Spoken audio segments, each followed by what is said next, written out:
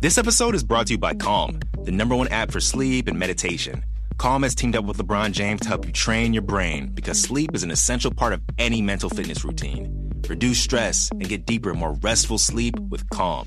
For a limited time, you can join LeBron in using Calm with a 40% discount to an annual membership at calm.com/SBNation. Unlock content to help you focus, ease stress, and sleep better. Get started at calm.com/SBNation. That's calm.com/SBNation.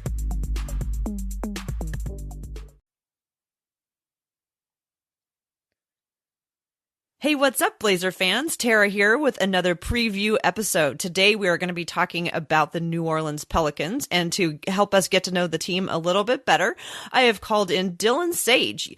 Portlanders probably recognize him as one of the co-hosts of the Holy Backboard podcast, but he is also a longtime New Orleans fan. So welcome to the show. Hey, Tara, how are you? I am really good. Thank you so much for agreeing to talk to me about this team whose, wow, the expectations have really changed for the fans, I would imagine. I remember in Summer League sitting with folks from the Bird Rights and just having them be in absolute heaven, watching and thinking about what it was going to be like with Zion and all these young, exciting players. A lot has changed. So maybe you could start off by kind of addressing that first and how New Orleans fans' expectations have changed and why. I kind of compare it to how Portland Trailblazers fans are feeling with the expectations. It was very high to start the year, and then a couple things have went the wrong way. And, you know, being a Pelicans fan and a Blazers fan, I've learned that my heart has just you expect things to go wrong, and sometimes they do. And with Zion hurting himself, it was just like, oh God, you gotta change your expectations immediately. And then, I mean, the Pelicans have dealt with so many injuries. Zion, of course, Darius Miller, Derrick Favors has been out a long time. Jrue Holiday went out. Lonzo was out. Everybody's been hurt for this team, so it's just expectations just changed so much, and now it's like, all right, we got our team. It's hurt. A lot of people are lacking confidence now, but this is what we're rolling with. And it's kind of tough watching some of those games where we just lose 12 straight or get blown out or find a way to lose a game the last 30 seconds. It's been kind of rough to be a Pelicans fan. So basically, you've had your heart broken in many different ways already this season. I mean, yeah, from all sides. Well, so I'm wondering if you could kind of talk about what the plan is for this season moving forward. Now, it's my understanding that Zion could be back this year. Is that true? I believe so. I mean, Reggie Miller seems to be on a campaign that he isn't playing a second in the league. But from what David Griffin said, from what the Pelicans have been saying, and they've been pretty upfront, which is kind of a change since no news ever gets leaked from the Blazers. But they're being upfront and saying that he's going to play. So I assume that he will play. I just don't know when. So there's no timetable for his return. You know, you get a little, you see him warm up for the first time all year, and then they say, no timetable, just be patient with him. And you know, being one of the worst teams in rebounding, having Brandon Ingram be the 4 this year, it's like, damn, we could use a horse like Zion getting those boards and running in our fast-paced scheme. It would really be perfect. Right. So, I mean, they do have, with the trade for Anthony Davis, they had a lot of players who had been getting good playing time with Los Angeles. How have things been going in terms of the players who are remaining? Like, what is going on? What is their, what does the play look like? So Brandon Ingram is just fantastic. I was worried about Brandon because he's going to get paid next year. And he didn't really show the alpha mentality in the Lakers because, he never really got the chance with LeBron. And, he was a young player when he was with the Lakers before LeBron got there.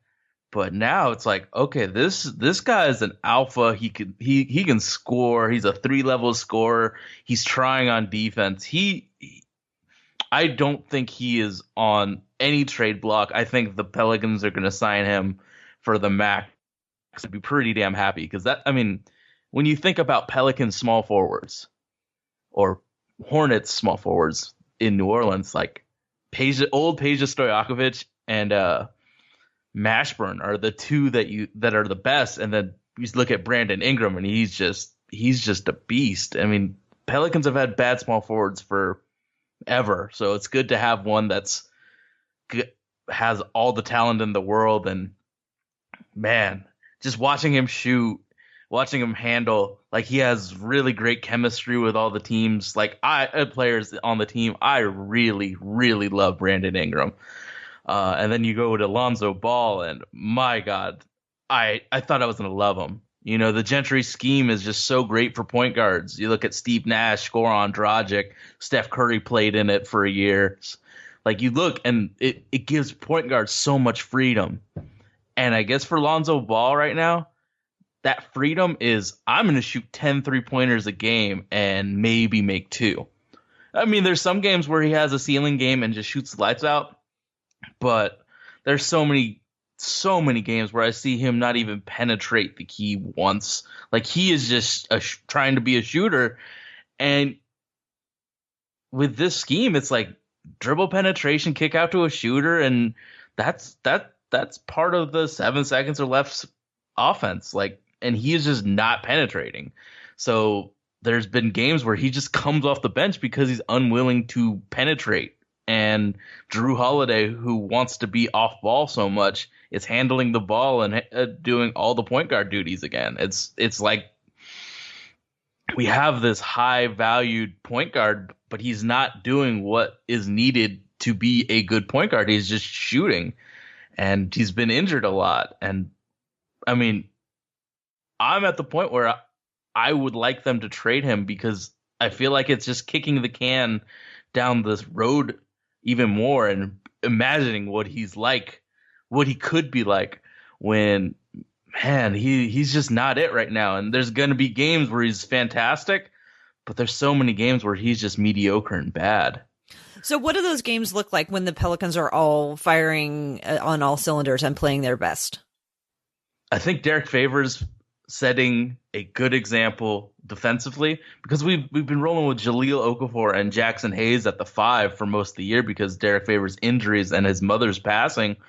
We don't have a real center in the middle. So Derrick Favors coming back, our defense is like, it went from like bottom 25, I think, to in the games that he's played, we were like a top 5 defense. So having Derrick Favors rebounding and playing defense is really good. And then us running a fast-paced offense where we don't turn the ball over, we actually get to the hoop for layups, hit 3-pointers, pass the ball around, and playing that fast-paced Gentry offense. Yeah, that's a really big swing with Derrick Favors in and out. Interesting. I hadn't didn't know about that. You brought up Alvin Gentry. The Pelicans recently I don't want to say I don't know how to say it in a way that doesn't sound really sad, but just lost 13 games in a row. Oh, it was brutal. It was straight up brutal. So how is Alvin Gentry on the hot seat at all? I mean, given everything that's happened, you know, is he taking much criticism, or is he pretty much getting a pass based on just, you know, not having Zion and other players available? I feel like the fan base is very anti-Alvin, but they've been anti-Alvin for a long time. I feel like he is on a hot seat, but the ownership loves him. And I think next year he probably won't be the coach of the Pelicans, but he'll probably work for the Pelicans on like,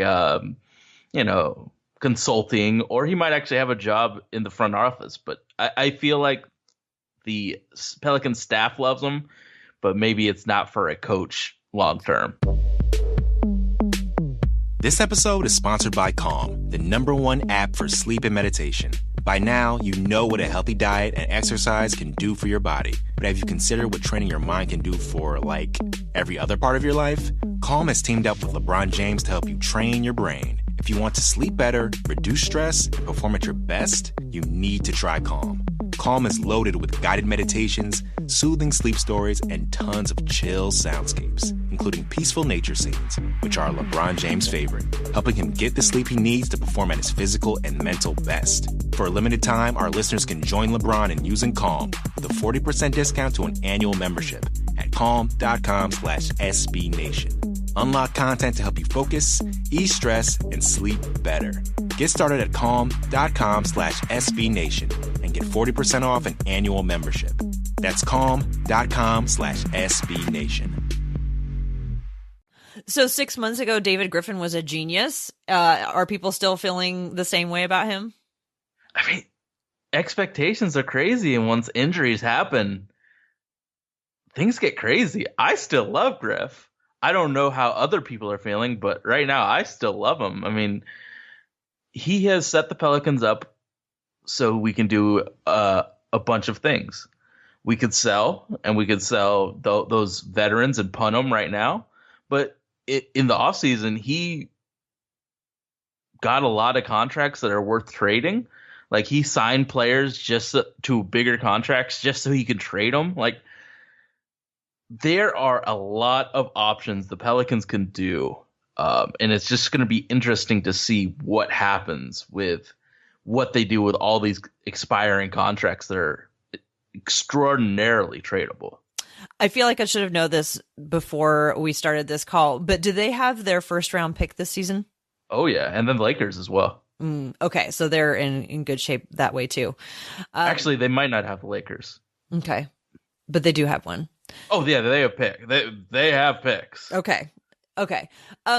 I guess to return to the players for a minute, who's the leader in the locker room there? Is it Jrue Holiday? I think it's Jrue, and then Brandon's just playing so well that he's taking a leadership role. But I think it'd be the three vets, JJ, Jrue, and Derrick are the leaders, because you can have all the talented young players in the world, but you need some adults in that locker room. You just can't have young players without any leadership that are veterans. I mean, Kevin Durant had Nick Collison and Kendrick Perkins to help him develop. You need some of those adults to help Zion and Jackson and Nickeil Alexander-Walker learn what it's like to be an NBA pro. So yeah, I think the vets have to be leaders, and I think David Griffin brought them in to be leaders as well as contributing on the floor. Mm-hmm.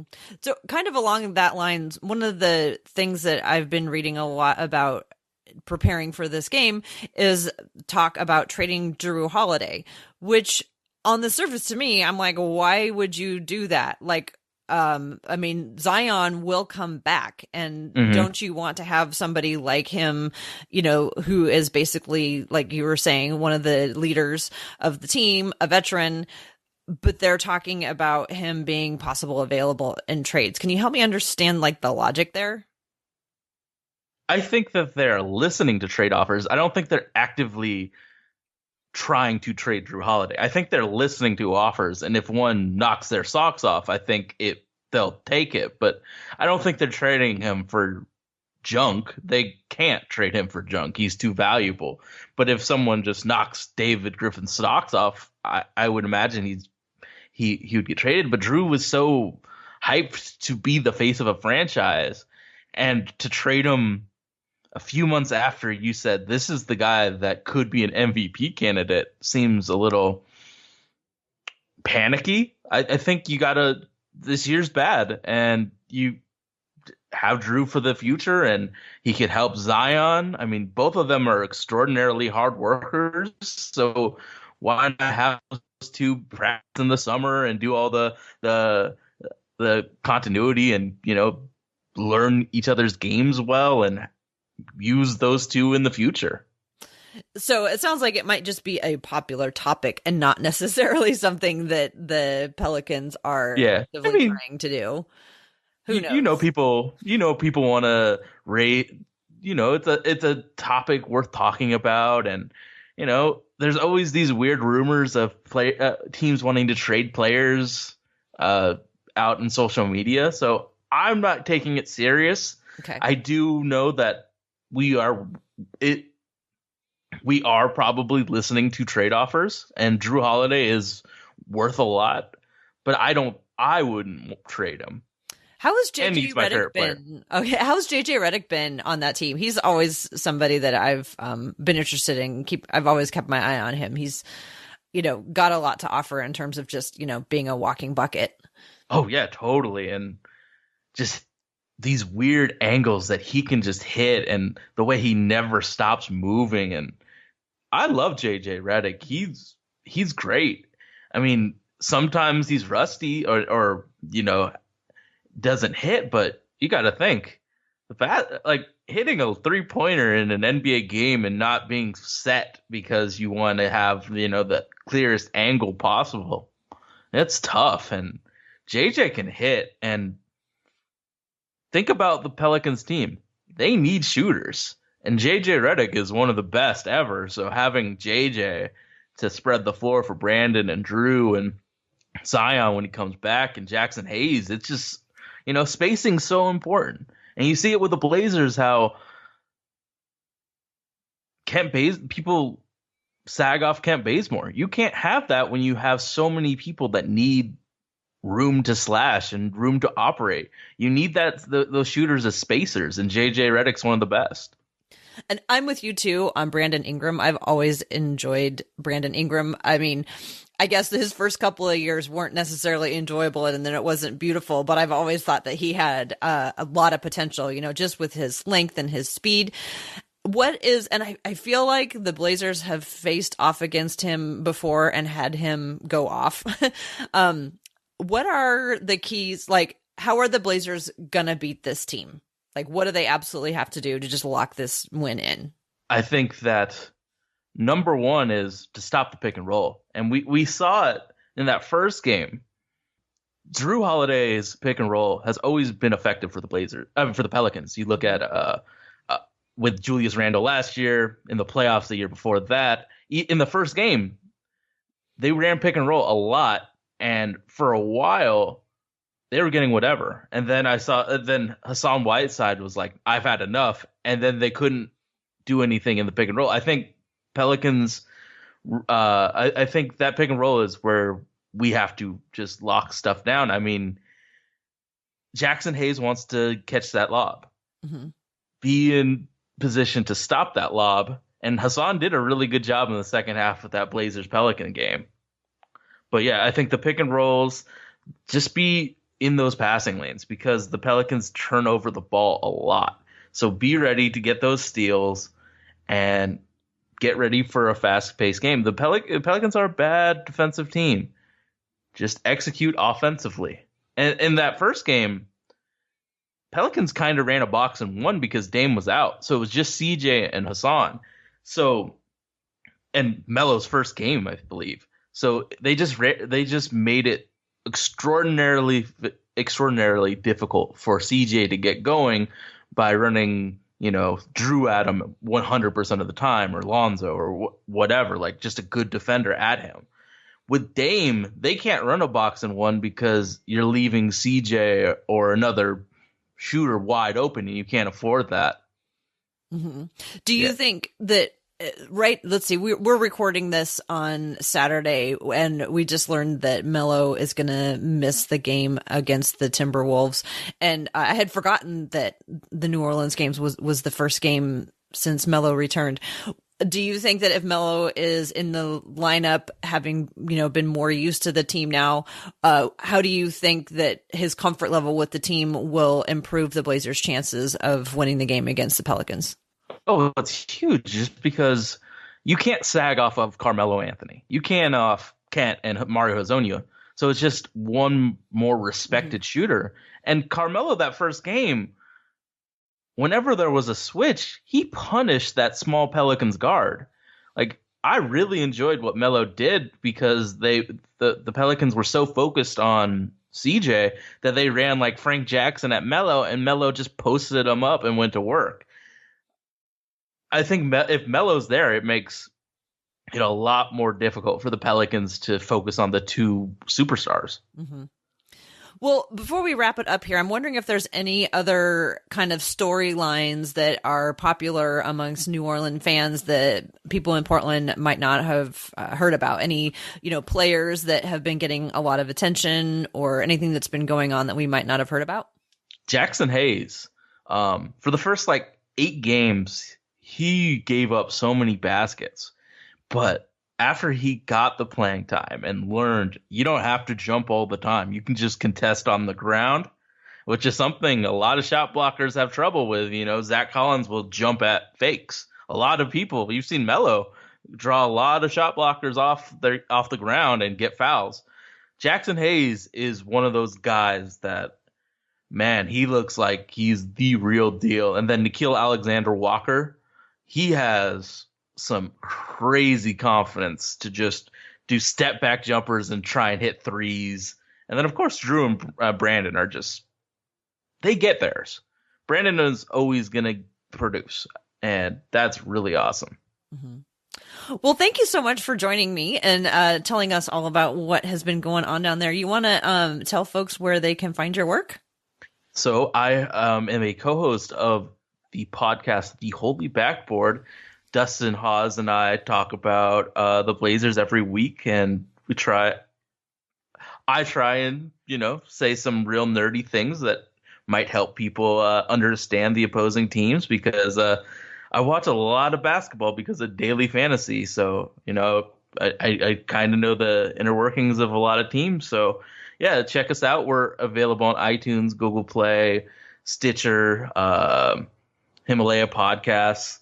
And I'm trying to write a blog, so keep on the lookout for my future blog talking a lot about basketball. Oh, cool. And how about Twitter? @Dillon Sage, Dasage. It's a panda with a Blazers hat. It's very distinctive. If you see me on Twitter, I think I have one of the more creative Abbeys in the game. So yeah, check me out. I try and post something every Blazers game. So, yeah, check me out on Twitter. And Holy Backboard's @Holy Backboard? I believe so. Yes. Right. And, yeah. And check out Dustin Hawes' Twitter as well. I better check that out to make sure what it is. I'm bad with the addies and stuff, with the @ signs. I forget. I just Googled Dustin Hawes I just search bar Dustin Hawes when I want to tweet at him. but yeah. Let's see. DHawes22 is my co-host, Dustin Hawes. So, yeah, check out all of our Twitters. Check out the podcast. Be on the lookout for the blog that I'm going to create during this this holiday week. So, thank you so much for having me. Yeah, thanks for coming on. I really appreciate it. And we'll talk to you later. Thanks a lot for listening, Blazer fans.